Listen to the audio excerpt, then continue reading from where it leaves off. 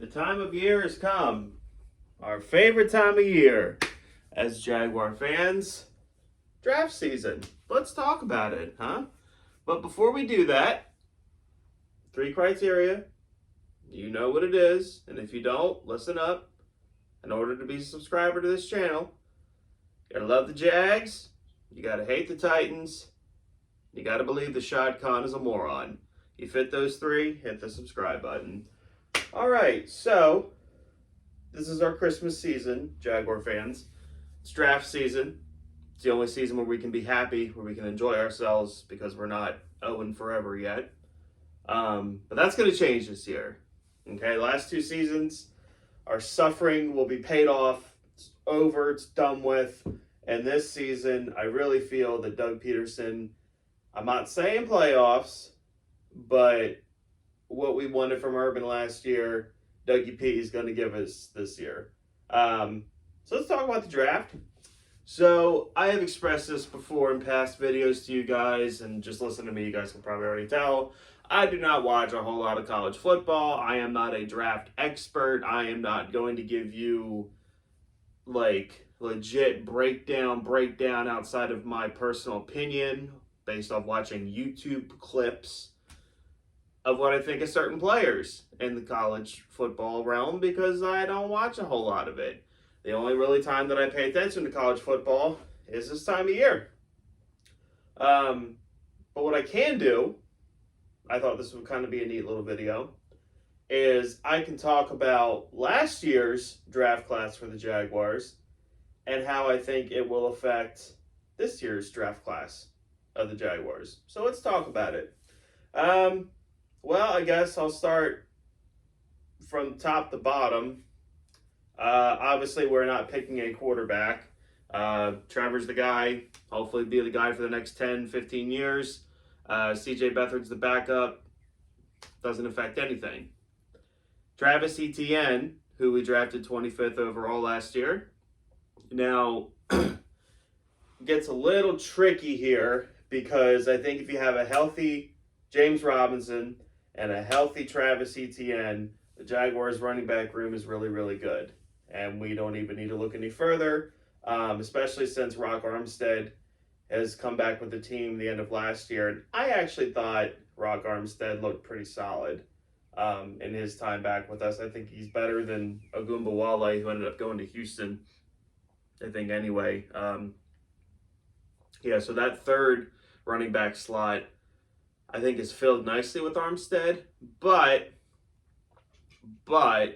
in the event that the Jaguars wanted to add depth, or maybe Doug Peterson isn't a big fan of Rock Armstead, going running back in like the 5th round, or we have like 56 round picks, we can use one of them on a running back. That would be fine to me. I would not pick a running back any higher than the 5th round. And the value would just have to be so in my face about it. Not worried about the Jaguars running back position right now.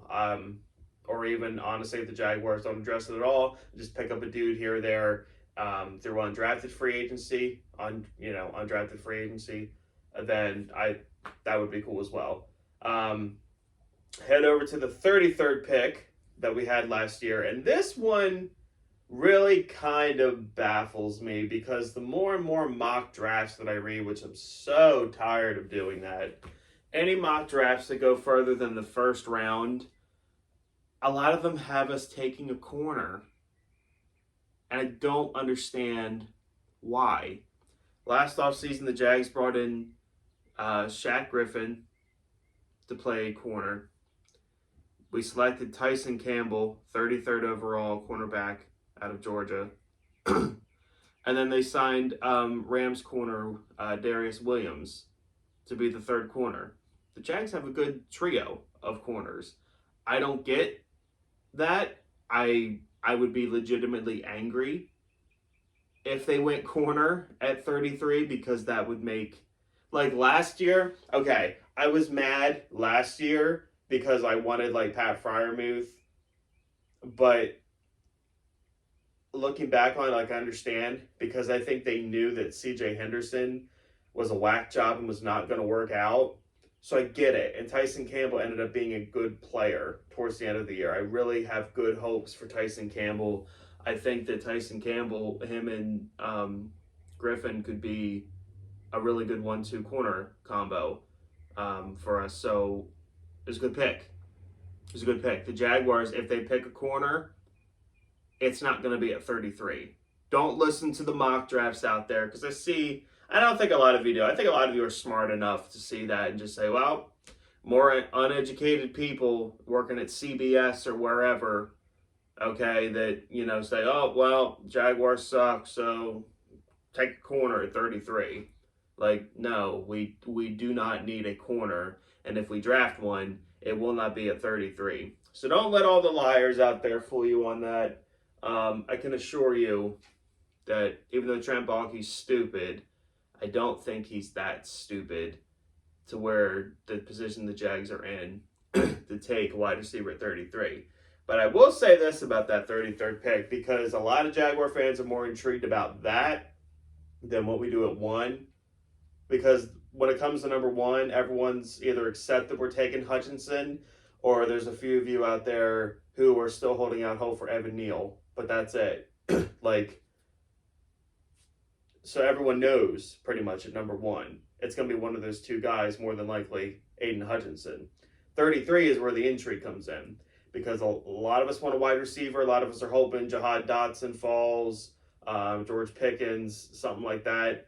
But I got to be honest with you guys, if the right linebacker falls or the right guard interior offensive lineman falls, I can absolutely see the Jaguars going that route instead of wide receiver.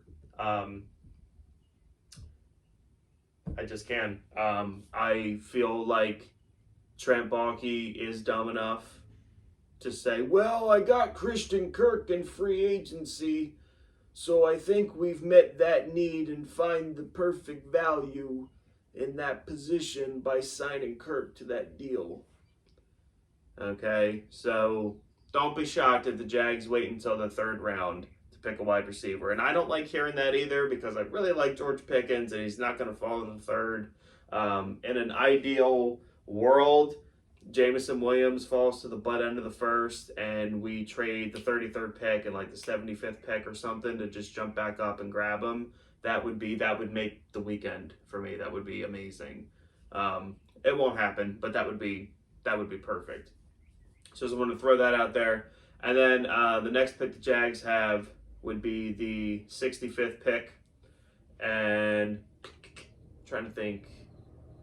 Oh, okay. So, sorry, I lost my train of thought. I had a brain fart. So the Jags picked Walker Little last year with their second round pick. And Walker Little, obviously, in the 3 or 4 games that he played, showed a lot of potential. The Jaguars, I think, are very high on him. My personal expectation of him is that he will beat out Jawan Taylor at the right tackle position. Although the best case scenario that can happen for the Jaguars is that Jawan Taylor puts in the work this offseason, has an amazing camp, and the potential, as Trent Baalke likes to say, okay, the potential that we all know Jawan Taylor has, he reaches, because he has not reached that in the last 3 years outside of his decent rookie year. He reaches those heights again and solidifies that right tackle position. And then Walker Little has said that he'll play anywhere. Well, his dad said it, but whatever. So we can bump Walker Little into guard to play that left guard position with Brandon Sheriff on the right. And then if the Jags are comfortable with Tyler Shatley, or if not, this 3rd round pick, if the Jaguars do not address center or interior offensive lineman with the 33rd pick, let's say, because the Jameson Williams thing isn't going to happen. Let's say Jahan Dotson falls to 33 and that's who the Jags pick. Awesome, great, okay. Jahan Dotson and Kirk, and the last year of Marvin Jones, those are your starting 3 receivers. All right, and then with Etienne and James Robinson coming out of the backfield, Evan Ingram, Zay Jones, and I still believe that Laviska Shenault, that Doug Peterson can fix him. that ain't that bad of pass catchers, especially under Doug Peterson's offense. If you think about it, I know I'm going on a rabbit trail, but Doug Peterson didn't have that great of wide receivers in Philly. And I think he could work with that group. I really do. That's just me. But the Jags were to go receiver at 33, then I would be full on the train of take the best linebacker or interior offensive lineman with that 65th pick. And then hopefully both the best linebacker and interior lineman fall a few picks later because the Jags have the 70th pick. Because that's how I'm looking at this draft, man. You got to get Hutchinson at 1. You got to get the best wide receiver at 33, and then get the best. And I know you don't want to draft for need. You want to take the best player available. Okay, well, what if the best player on their board at 33 is a running back?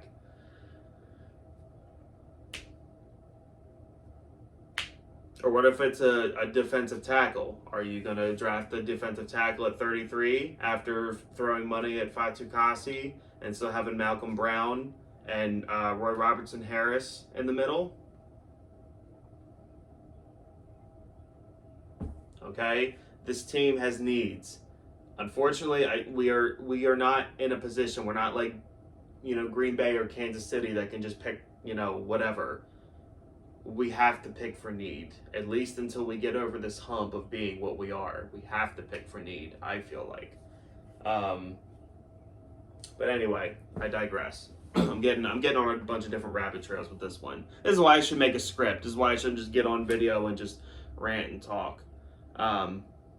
Where was I? Yeah. So in the third round of last year's draft, Jags drafted Andre Cisco. And a safety, again, is another need that I'm seeing that people are saying the Jaguars have. And I wholeheartedly disagree, because Andre Cisco, in the little bit when he was finally allowed to play last year, showed plenty of sparks that if he was allowed to actually play his whole rookie season, Urban, okay, and it wasn't overshadowed by Blondie, Andrew Wingard, Andre Cisco would have really come into his own by the end of the season. The glimpses that he showed, I would have loved to see that for a 17-game season. Well, guess what? I feel like Doug Peterson's smart enough to where we will see that. Week 1, Andre Cisco will be your starting safety, along with either Rayshawn Jenkins, and honestly, behind Rayshawn Jenkins, Daniel Thomas, to me, has shown a lot of potential and shown a lot of flashes. He was around the ball more than Andrew Wingard ever was, I felt like. I like Andrew Thomas. So I think he's a good rotational guy, and we still have Wingard. So safety's not an issue. The Jags should not draft a safety at all. A lot of the picks the Jaguars have in this draft, they shouldn't even use. We have like 11 or 12 picks. A lot of them are on the butt end of this draft. We need to package them, move up to get an impact player. That's what we need to do. Will they do it? We shall see. We shall see. Because they did it last year. They traded up to draft Jordan Smith, who was the next guy I was going to talk about, who didn't even play last year. I heard rumblings on Twitter, I think, or from somewhere that he needed to put on a bunch of weight, that he was way too thin, which, glad we traded up for that guy. So we have no idea what we have in him. Hopefully he has grown enough to where Doug Peterson will actually be able to put him on the field. We can see what we got in this guy, because I don't even remember seeing him in the preseason. Or no, I think he was the guy that was like seen throwing up against the Browns. I think something like that. I don't know how I even remember that. That's weird. Jay Tufele, we took in the 4th round last year, defensive tackle out of Southern Cal, I think. I could be wrong on that. He's going to be a depth guy. He's going to be in there rotating with Fatukasi and Malcolm Brown and Roy Robertson Harris. The Jaguars could go more, interior defensive linemen. You can never have too many big nasties. That's what I like to call them, okay? The Jags definitely could do that. I wouldn't do it necessarily too early. If a guy falls, let's say, with that 70th pick that has a really, really good value, okay, I'd be okay with that just because the Jags got to get their pass rush back. Okay, our pass rush the last several seasons has been dead. There's nothing. Teams double team Josh Allen, and then there's nothing. There's nothing else to be seen. Which Hutchinson will help. Fatu Kasi will help. We can never have enough. Never have enough pass rush. That's how you win. That's how you win football games. You pass the ball effectively, and you affect the other team's passer. That's how you win. I already talked about Jordan Smith, and then the last draft pick that I can think about is Luke Farrell, which that was just an Urban Meyer. Oh yeah, I played with this guy or I recruited this guy, so I'm gonna draft him. Who cares if he sucks? Wouldn't shock me if we cut him or he's just a special teamer. And could the Jags go tight end in this draft? Yeah. But again, I feel like a lot of the positions that we drafted last year, if we draft again this year, they won't be until later in the draft, like filling depth with all those extra 5th and 6th, 7th round picks that we have. Because tight end, we have Dan Arnold, and we signed Evan Ingram. And, I mean, that's a good 1-2 punch. It's not elite, it's not the greatest, but Luke Farrell is a 3rd tight end at best, and actually he's probably 4th because Chris Manhertz is still on the team. So Luke Farrell might not even make this football team, and if that's the case, would the Jags draft another tight end? Probably not. Probably not. I think I covered everyone. I don't know. If not, let me know in the comments if I missed anything. I don't think I did. Let me know what you guys think down below. Draft's coming. I'm excited about it. I guess I can say this right here. I am hoping to do my first ever live stream on draft weekend. Okay? I'm hoping to do it. I don't know 100% sure if I will, but I'm hoping to do it. And the reason I say I'm not 100% sure is because I am having a wisdom tooth removed on that weekend, and I don't know how much I will be able to talk. I know, terrible timing with the draft coming out, and I want to eat and stuff my face, watch the Jaguars draft their next great legends. But if I'm able to talk, I'm gonna do it. I'm gonna do my first ever live stream, talk some Jags football with you guys. So mark your calendars. I'm definitely not doing it on the first night. It would be on Friday night that I would do it. So yeah, I'm excited about that. I didn't know I was going to announce that here, but there it is. If you care enough, mark your calendars. Yeah,